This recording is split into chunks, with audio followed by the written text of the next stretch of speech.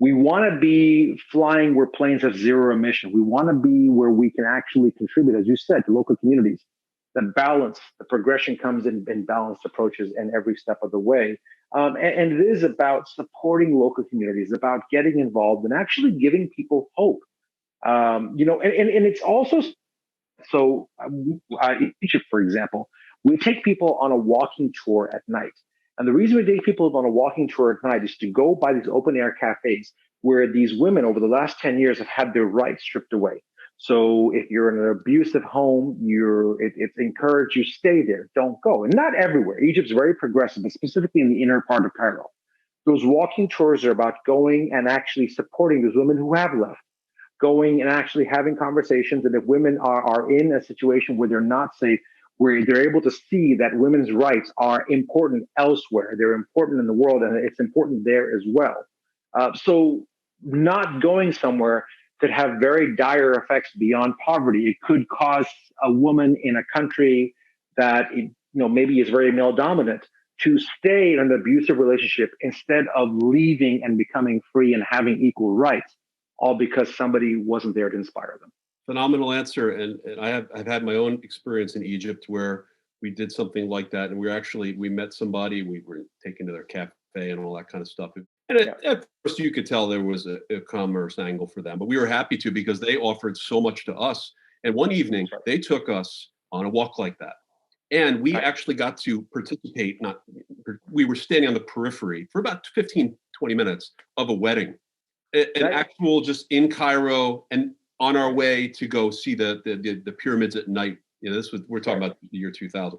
Phenomenal experience. And that's one of the reasons I picked the name The Opulent Explorer is when I was in Chile at Explora Salto Chico, which is one of my favorite hotels. Mm-hmm. They had this exploring all day angle where you go on these 20-mile hikes. It's up to the glaciers, and you're out there. I mean, if something goes wrong, they got to heli you out, Then, right? And you're under Torres del Paine. It's absolutely gorgeous. But in the evening, you go have a glass of Carmenere. You're overlooking everything. You're having a nice 3-course meal. And I was thinking to myself, that kind of resort excursion, we cater to the people that want to explore. That's the passion. And if you can bring those local experiences, and I know you can, that's the sweet spot, I think, for really helping somebody explore. Where if you want to stay rustic, we can do rustic. But a lot of our clients like a nice hotel and a nice place to sleep and a nice meal at the end of the day. But during the day, they want to be walking the streets. They want to learn. They want to take pictures, not for Instagram. They want to take them because they want to remember that lady sewing in Peru. It's, you're again, spot on. It's not about Instagram. It's about, again, what you experience and what you feel, not what you see. The what you see part's easy. It's what you feel that's complicated.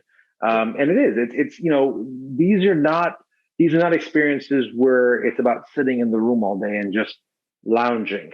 It's being out, it's exploring, it's going out in the middle of nowhere and then going 2 steps further. It's about getting out of your comfort zone, finding the barrier of your comfort zone and going well past it. And then coming back and saying, wow, okay, that's something new. That's something completely different. And for the person out there who's saying to themselves, I don't want to push my comfort zone, I would just remind you that you're going to work with a destination specialist and myself, and we're going to make it comfortable. And you're going to work with locals on the ground. We don't, this isn't like a go on Google and hire a kid from the university who's an art major to take you through the Louvre. That's fine. But not in Asia, or not in lots of Africa. We're going to use people we know. You're going to be okay.